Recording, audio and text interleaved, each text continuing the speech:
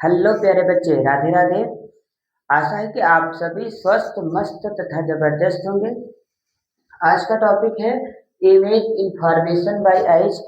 इससे पहले मैंने मानव नेत्र को बढ़िया से अच्छे से डिस्क्राइब सचित्र वर्णन किया है और आज बात करने वाले नेत्र लेंस द्वारा प्रतिबिंब का वर्णन, इमेज इंफॉर्मेशन बाय आइज।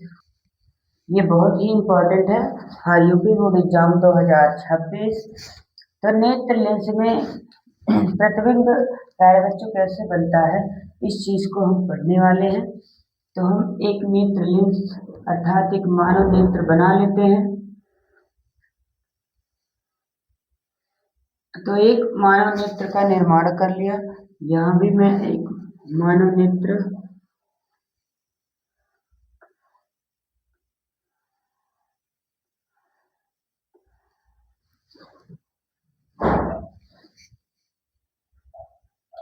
एक नेत्र लेंस है, आंख का नेत्र लेंस। यहाँ पर मैंने एक दो मानव नेत्र बनाए हैं और एक है दूरबिंदु। आंख का दूरबिंदु जो होता है, यानी मानव नेत्र का दूरबिंदु होता है अनंत पर।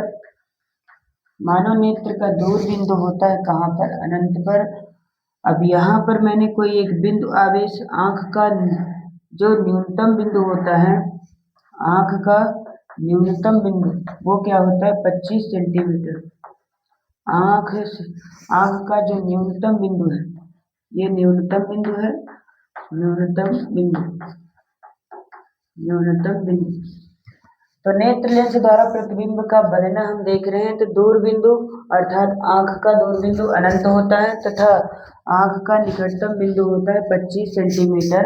और जब प्रकाश की किरण क्या होगी, अनंत से हमारी आंखों में प्रवेश करती है, तो प्रकाश लेंस में अपवर्तन के पश्चात, क्योंकि मानव नेत्र एक क्या है, उत्तल लेंस की भांति व्यवहार करता है और इसमें अपवर्तन की घटना होगी।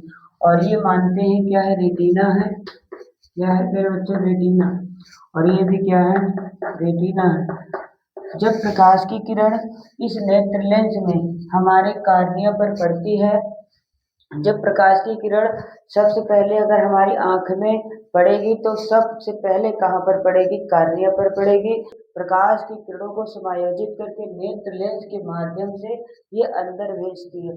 जब नेत्र लेंस के माध्यम से अंदर कंचाप द्रव से होते हुए रेटिना पर पड़ती है, तो वो किसी एक बिंदु पर जाकर क्या करती है? फोकस करती है। और प्रतिबिंब प्यारे बच्चों कैसे बनता है? वास्तविक होता है। इमेज वास्तविक होगा और उल्टा होता है और वस्तु से छोटा होता है। उल्टा और वस्तु से क्या होगा? वस्तु से छोटा होता है। इस प्रकार हमारे रेटिना पर प्रतिबिंब बनता है। तो हमें दिखता कैसे है?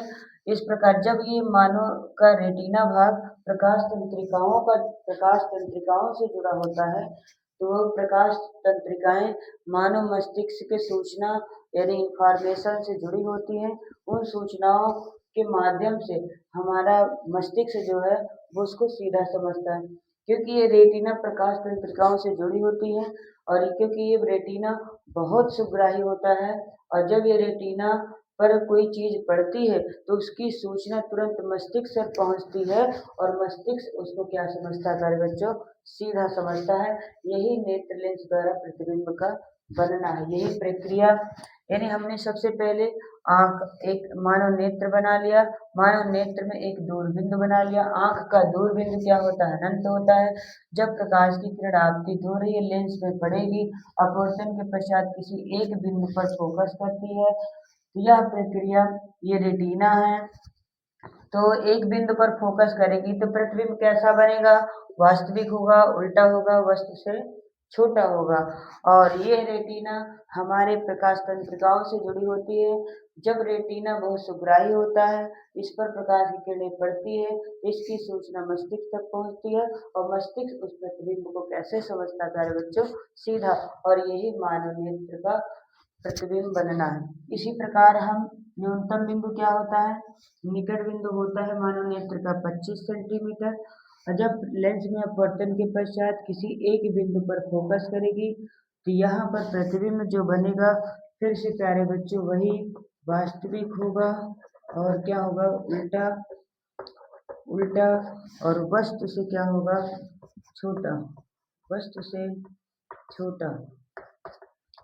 और फिर ये रेटिना मानव नेत्र के प्रकाश तंत्रिकाओं के माध्यम से जुड़ी होती है और रेटिना बहुत सुग्राही होता है, संवेदनशील होता है। इसकी सूचना तुरंत मस्तिष्क तक पहुंचेगी और मस्तिष्क उसको सीधा समझता है। तो इस प्रकार से हम नेत्र लेंस का प्रतिबिंब बनना देख सकते हैं।